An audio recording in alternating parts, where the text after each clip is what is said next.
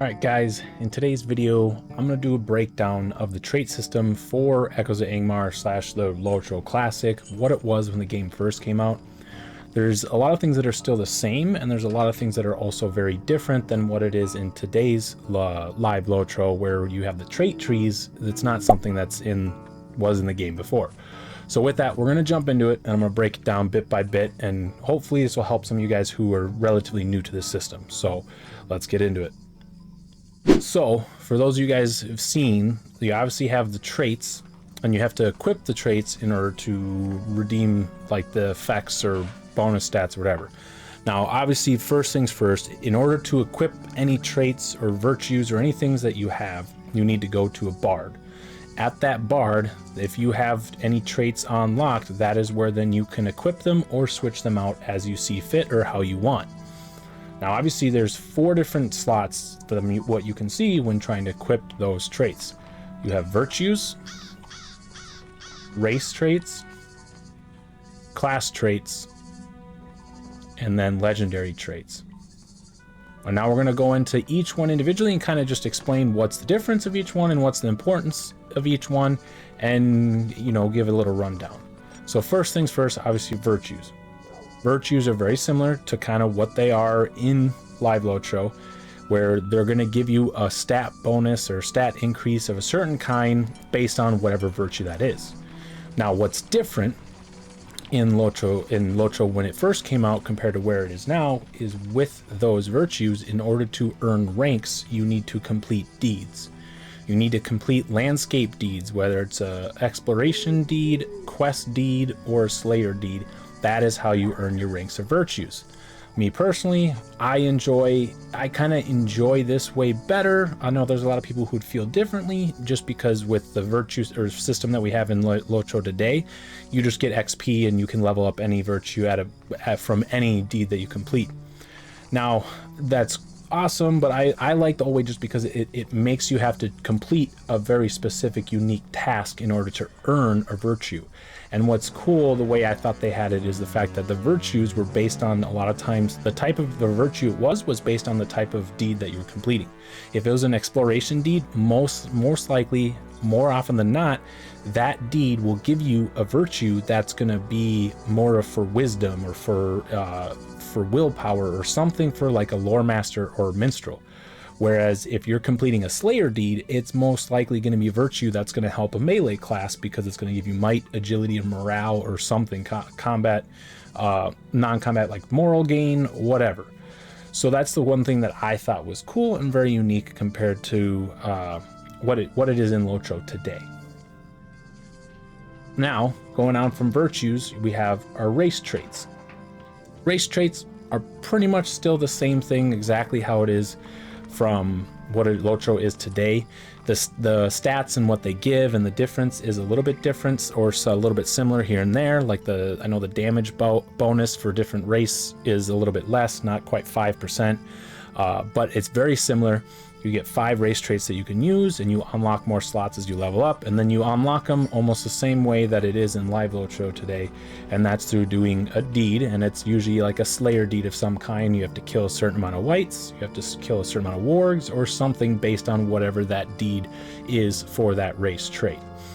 In a nutshell, there's not too much different with that. Obviously, again, remember, if you want to equip a race trait, you need to go to the bard. You can't just click it and equip it like it is today with Lotro. So that's, race traits, we don't need to spend too much time going in that. It's still relatively similar. Just so you guys know, if you notice, the page that I'm looking at is the Echoes of Angmar Wiki page. If you don't know how to get access to that, or if you haven't joined the Discord for the Echoes Wiki page, I will provide that link down below in the description, so you can easily just access that wiki. And I would recommend bookmarking it or favoriting it, just so you have quick, easy access to it. It's very, very helpful, and it's something that there's still information being added onto. So as information gets added onto it, it's going to become more and more valuable.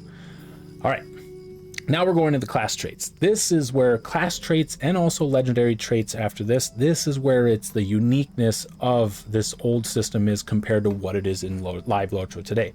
Live Lotro, you have the trait tree that gives you certain bonuses to damage or new skills and whatnot. With this, your class traits are you obtain them through finishing your class deeds. Whereas before in Live Lotro, when you complete using certain skills for those deeds, you just get maybe once you complete a certain amount, you get an extra skill point. So whatever. I like this old way, just because you're doing something specific. You're using a specific skill, and then once you finish that deed for that specific skill, you're gonna get a class trait that you can equip that will benefit that skill or benefit something similar or retained or that's related to that skill in some form. So you're gaining a specific bonus from that class trait. Now every class is different for each one, but like this is what makes each trait more unique, and you can kind of make your build a little bit more it's very different. And this is what I enjoyed about Lotro and Shadows of Angmar, is like this system is what made Lotro original and unique, whereas nowadays it feels like it's just trying to be a WoW copy. I like the tree system. It is cool and it is fun, but again, it's basically now it's just a WoW copy. It's just they're trying to follow the footsteps of a trait tree of what WoW is and everything. And where I liked it when when Lotro was trying to just be unique and original in its own way, and that is what made it fun. It felt like I was playing an MMO. I was in Middle Earth, which already is what I love, but I'm also playing something unique. All right. Now going on from the class traits to the legendary traits, that is where it makes your class even more unique, because now it's a legendary trait, which is kind of like almost like the last two skills that you get in a trait tree in Live Lotro. You don't unlock them until I think 41 and 45, if I remember right, to where you can, 41, 45. That is where, and then two or three of them come from like book deeds, and I know one of them comes from a class quest, or three of them come from book deeds, and then one is from the class quest. But these are the skills, once you get to the end, these are what can make your class what it's meant to do. Like if you have specific legendary traits, that's what's going to make you super viable in raids or in a group content, or you have certain ones that you would rather use for solo content. It's stuff that I remember that was super fun and unique. I don't think it's not, what I realized, I'm guessing it's not in Shadows of Angmar. I think this was added later, maybe towards the end, one of the last updates of Shadows of Angmar. When I was looking at the wiki, I didn't see the one for like champion, because I'm playing champion. There was a legendary trait at some point where it allowed champions to equip heavy shields. I didn't see it, so I might have been wrong this whole time. I don't know if that is a legendary trait that we're going to have in Echoes of Angmar, but one that is very cool is you have Ferocious Strikes, which is, we know what it is. I think Fury of Blades or something, which is another good one but the big one is like Control Burn is going to be super good for a champion, where you get that increased damage, you get the increased power regen, and you get that crazy amount of, you get that Fever Pip.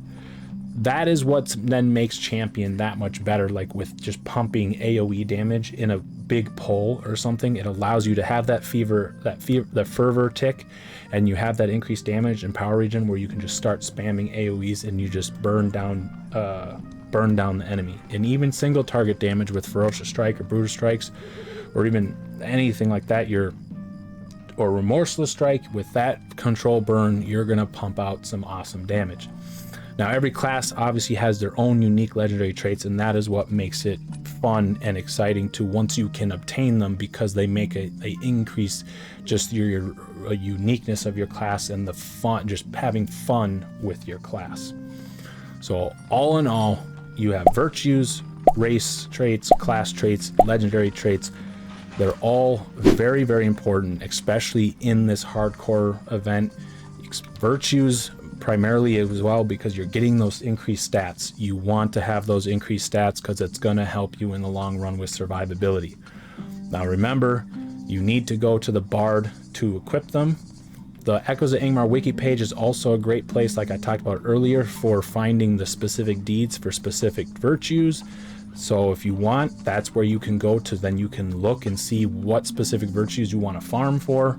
I would just recommend doing all deeds and getting all virtues, just because you're going to get the XP and you're going to get the virtue level. But with that, that's pretty much, I'm just trying to give a basic nutshell of our virtues and of all the traits. I'm not trying to go super in depth for each class or race or anything like that and just yet, because that would be a very long video. Once I get further, maybe I'll give like an overall like champion. Like once we start getting further down the road and getting closer to level 50, I will give you a guide to a champion trait build.